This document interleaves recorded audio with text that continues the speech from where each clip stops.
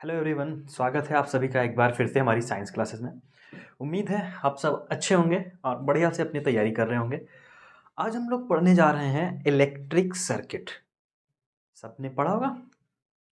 Electricity नाम के जो सिलेबस हमने कवर किया था उसमें ये टॉपिक आपका रिमेनिंग था, इलेक्ट्रिक सर्किट। सबको पता है ना, इलेक्ट्रिक सर्किट कुछ इस तरह से होता है।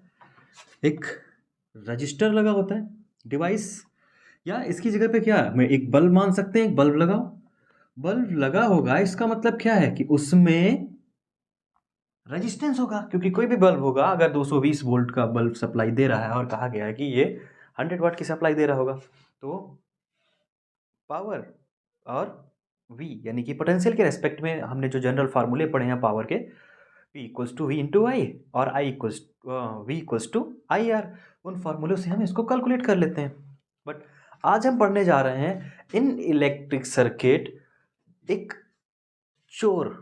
चोर का नाम सुना होगा सबने। चोर, चोर क्या होता है, मतलब होता क्या है, आपने देखा होगा जैसे हम घरों में जब बैटरी कनेक्शन देते हैं, बैटरी से कोई भी डिवाइस यूज करते हैं या घरों में जब चार्ज देते हैं, तो क्या होता है कि जितना हम आउटपुट लेना चाह रहे हैं इनपुट देने के बाद, जैसे हमने दिया कि हमने 12 वोल्ट की सप्लाई दी सर्किट में, ठीक है, और हम चाहते हैं कि पूरा का पूरा 12 वोल्ट यहाँ से जब चले बैटरी के थ्रू, तो यहाँ पे आने के बाद ये हम पूरा यूज कर सकें, ठीक है।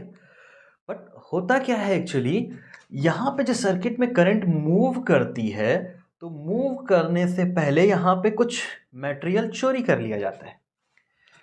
वो बैटरी खुद अपना जो पोटेंशियल है कंज्यूम कर लेती है, लेकिन क्योंकि खुद को बैटरी को ऑपरेट करना होता है, और जब खुद बैटरी ऑपरेट करेगी तो बैटरी खुद चुरा लेती है मटेरियल।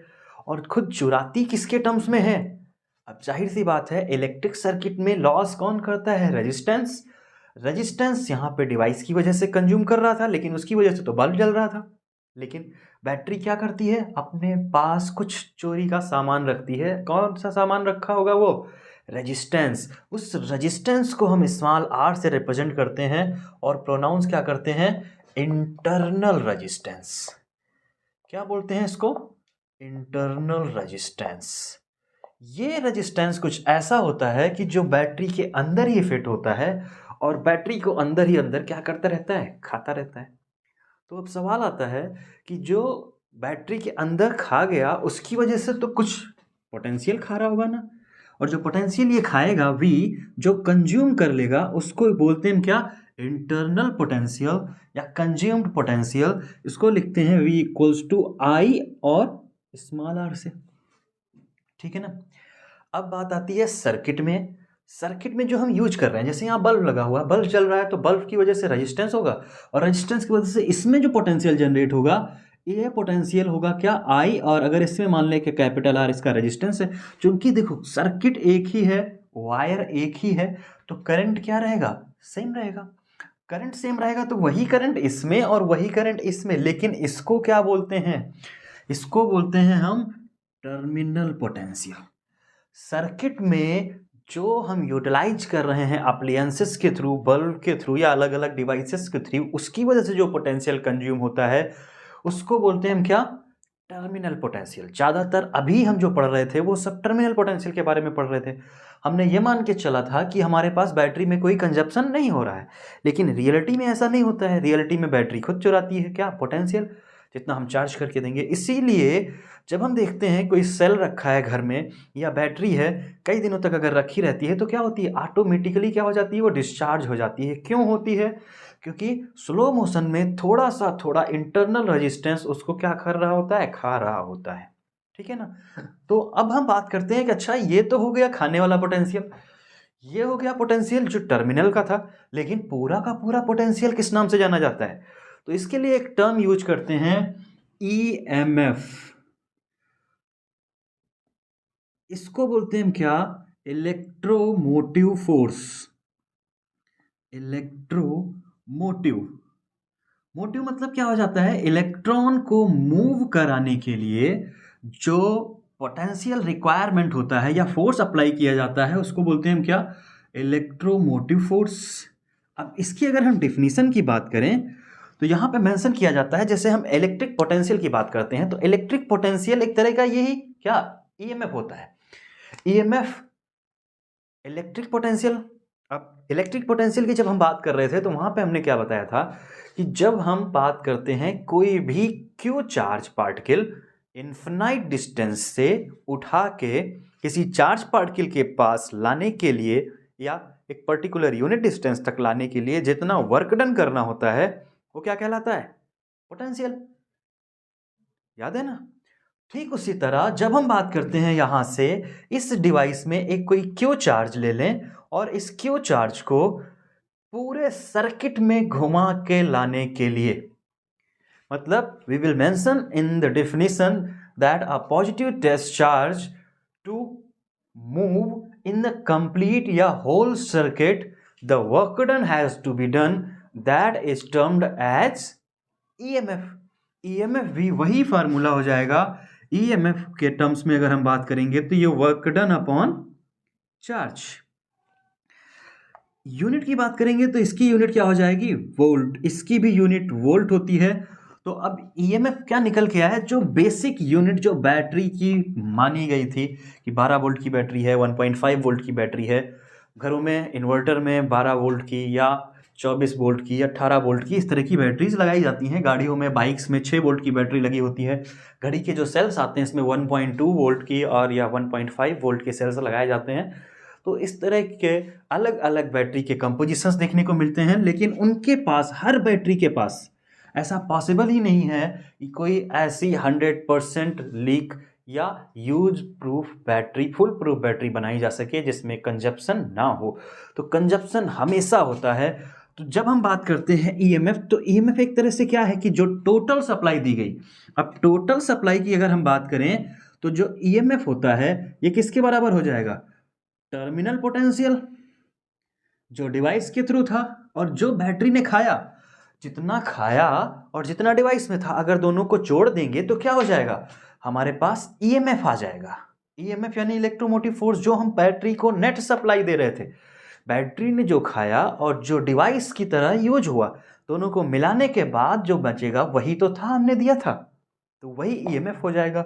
और ईएमएफ इक्वल्स टू क्या हो जाएगा, capital V plus small v. Small v किसका था, इंटरनल रेजिस्टेंस की वजह से, और कैपिटल वी किसकी वजह से, टर्मिनल की वजह से। जो हमने डिवाइस लगाई थी उसको हम टर्मिनल पोटेंशियल का नाम देते हैं। तो जब potential which uses by the device which is connected in a circuit, that is termed as the terminal potential, right?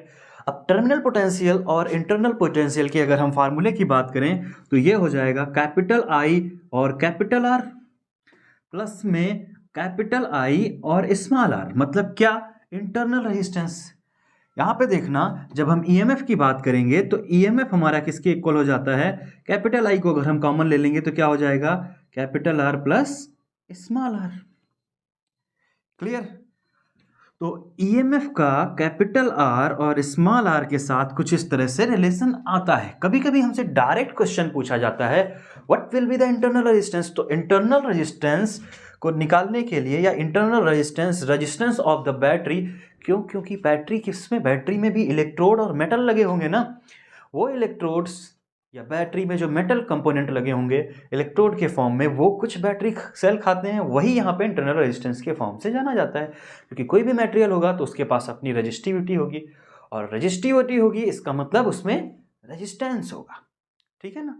तो जब हम बात करेंगे इंटरनल रेजिस्टेंस की, तो अब यहाँ से अगर हमें इंटरनल रेजिस्टेंस निकालना हो तो हम कैसे निकालेंगे, इसके लिए हम क्या करेंगे, ईएमएफ अपॉन क्या, आई इक्वल्स टू किसके हो जाएगा, आर प्लस स्मॉल आर के। तो स्मॉल आर की अगर हम बात करें, निकालना हो हमें, तो क्या करेंगे, ईएमएफ अपॉन आई माइनस में कैपिटल आर।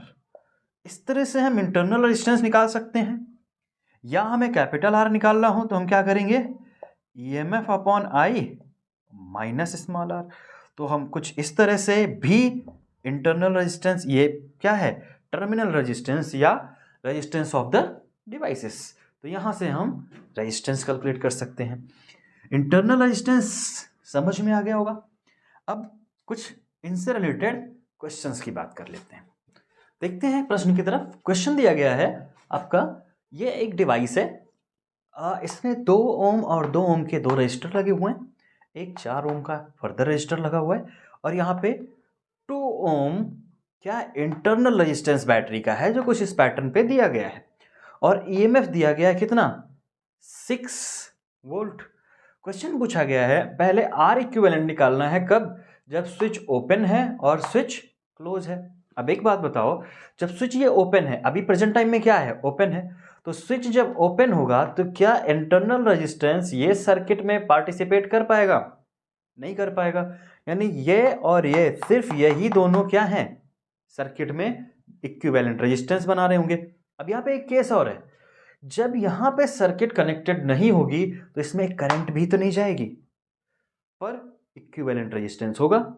तो हम पहले क्या कर लेते हैं, इनका इक्विवेलेंट रेजिस्टेंस निकाल लेते हैं। कैसे निकालेंगे देखो जरा, ये दोनों हैं आपस में सीरीज में, और जब सीरीज में बात करेंगे तो ऊपर वाले कितने हो गए R1 इक्विवेलेंट 4 ओम, क्योंकि सीरीज में क्या होता है R equals to R1 plus R2, तो दोनों क्या हो गए ऐड हो गए। अब इस सर्किट की बात करेंगे तो ये सर्किट दोनों आपस में क्या हो जाएंगे, दोनों क्या हो जाएंगे पैरेलल हो जाएंगे ना, 4 ओम इसका और 4 ओम इसका। तो जब हम यहाँ पे R इक्विवेलेंट 2 के टर्म्स में जाएंगे तो क्या हो जाएगा 1/4 प्लस 1/4, क्योंकि पैरेलल में क्या हो जाएगा 1/4 के टर्म्स में वैल्यू आ जाती है, तो क्या हो जाएगा ये 2/4, तो R2 कितना हो जाएगा 4/2, मतलब 2 ओम। 2 ओम की सप्लाई टोटल सर्किट में आ रही है, ठीक है। अब दूसरी कंडीशन में पूछा गया है कि जब स्विच क्लोज हो जाएगा, स्विच क्लोज हो जाएगा मतलब ये स्विच अब क्लोज हो गया, क्लोज होने का मतलब अब इसमें क्या होगी सर्किट में करंट फ्लो करेगी।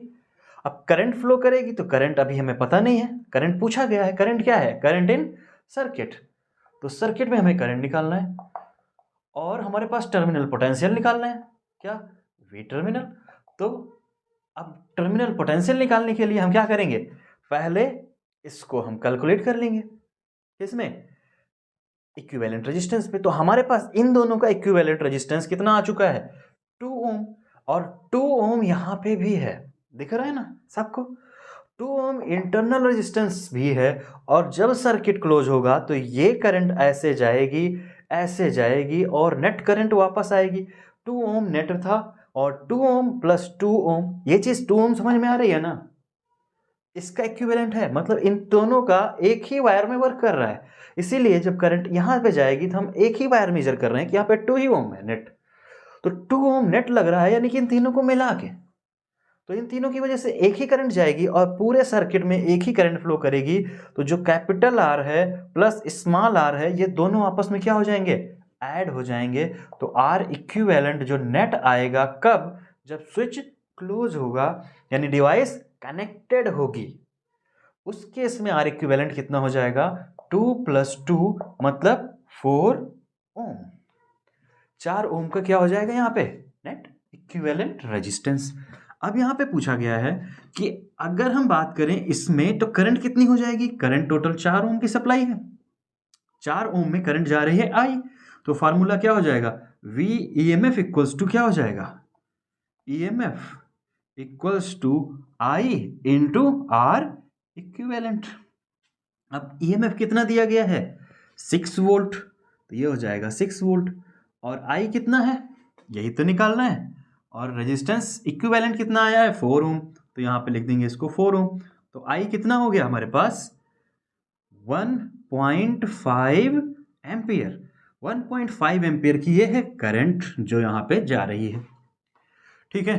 तो अगर हम बात करें यहाँ पे इंटरनल रेजिस्टेंस कितना है 2 ओम और करंट कितनी है, तो यहाँ पे जो इंटरनल पोटेंशियल है जो कंज्यूम हो रहा है स्मॉल v, ये क्या हो जाएगा I इंटू स्मॉल r।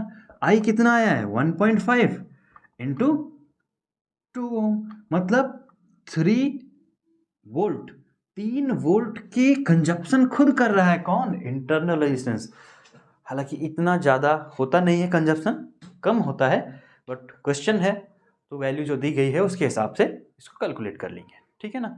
यहाँ पे 0.2 भी हो सकता था, 0.5 भी हो सकता था, तो इसको लेके कंफ्यूज नहीं होना है। अब बात करते हैं यहाँ पे 3 वोल्ट। तो हमारे पास क्या है, टर्मिनल। तो ईएमएफ पूछा गया है, ईएमएफ इक्वल्स टू किसके होता है, terminal potential plus small potential. तो टर्मिनल पोटेंशियल कितना हो जाएगा, EMF minus internal potential. EMF कितना था, 6 वोल्ट माइनस 3 वोल्ट, मतलब 3 वोल्ट हमारा क्या है, टर्मिनल पोटेंशियल है। ठीक है ना, 3 वोल्ट क्या है, टर्मिनल पोटेंशियल है। अब अगर पूछा जाता है यहाँ पे कि ये टर्मिनल पोटेंशियल हमारा टोटल कितना है, तो 3 वोल्ट, 3 वोल्ट ऊपर के हिस्से में गया। ठीक है ना। अब ऊपर के हिस्से में अगर पूछा जाता हमारे कि क्या होगा यहाँ पे और यहाँ पे पोटेंशियल अलग अलग डिवाइस में, मतलब अगर पूछ लिया जाए इसी में, हालांकि पूछा नहीं गया है पर अगर पूछा जाए, क्योंकि इस टाइप के क्वेश्चन पूछे जाते हैं आपके एग्जाम में, तो पूछा जाए कि यहाँ पे जो पोटेंशियल जा रहा है, ये तो हमें पता लग गया कि 3 वोल्ट का, और करंट कितनी है, 1.5 की। ठीक है, 1.5 एम्पियर की करंट है और 3 वोल्ट का पोटेंशियल है। पोटेंशियल हमें पता है कि पैरेलल वायर में डिस्ट्रीब्यूट नहीं होता है, तो पैरेलल कौन है, ये है। तो यहाँ पे कितना जाएगा, 3 वोल्ट, और वही जाएगा यहाँ पे 3 वोल्ट। ठीक है, 3 वोल्ट 3 वोल्ट दोनों में बटा।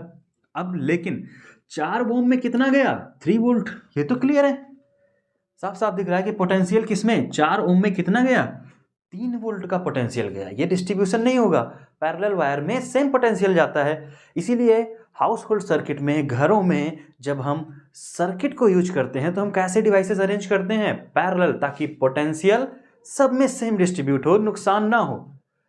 अब जब पोटेंशियल 3 वोल्ट इसमें गया तो 3 वोल्ट इसमें भी गया, इस वायर में, लेकिन क्या इनको 3 मिलेगा, नहीं मिलेगा, क्योंकि यहाँ पे क्या है, 2 डिवाइसेस हैं सीरीज में पोटेंशियल क्या होता है, बट जाता है। और जब सीरीज में पोटेंशियल बट जाएगा तो क्या हो जाएगा, इनके पास 2 ओम, इनके पास 2 ओम, तो इक्वल रेशियो में डिस्ट्रीब्यूट हो जाएगा। इसको मिलेगा 1.5 वोल्ट और इसको मिलेगा 1.5 वोल्ट। अगर डिवाइस का नाम यहाँ पे ए, बी और सी कुछ इस तरह से मेंशन कर दिया जाए तो ए को मिलेगा 1.5 वोल्ट, बी को मिलेगा 1.5 वोल्ट, सी को मिलेगा 4 वोल्ट, 4 ओम का करंट है ऑलरेडी, 3 वोल्ट की सप्लाई इसको मिलेगी। और फिर ये हमारे पास पूरा का पूरा क्या हो जाएगा, इंटरनल रेजिस्टेंस से रिलेटेड कॉन्सेप्चुअल जो क्वेश्चंस आते हैं वो इतने लंबे नहीं आते हैं। ये हमने एक ही क्वेश्चन में सबको अरेंज कर दिया ताकि आपको समझ जाए कि कहाँ कहाँ पे किस तरह से कॉन्सेप्ट यूज करने हैं। उम्मीद है आपको अच्छे ढंग से समझ में आया होगा ये टॉपिक। अगर इस टॉपिक में किसी तरह की फर्दर प्रॉब्लम होती है तो इनसे रिलेटेड कोई क्वेश्चंस मिलते हैं तो कृपया कमेंट बॉक्स में या डिस्क्रिप्शन बॉक्स में हम लिंक मेंशन कर दे रहे हैं इंस्टाग्राम आईडी का अपने, वहाँ पे आप मैसेज भेज दीजिएगा। जो भी क्वेश्चंस होंगे, डाउट होंगे, वो हम आपको वीडियो के माध्यम से अगले पार्ट में उपलब्ध करा देंगे। अभी के लिए इतना ही, तब तक के लिए धन्यवाद।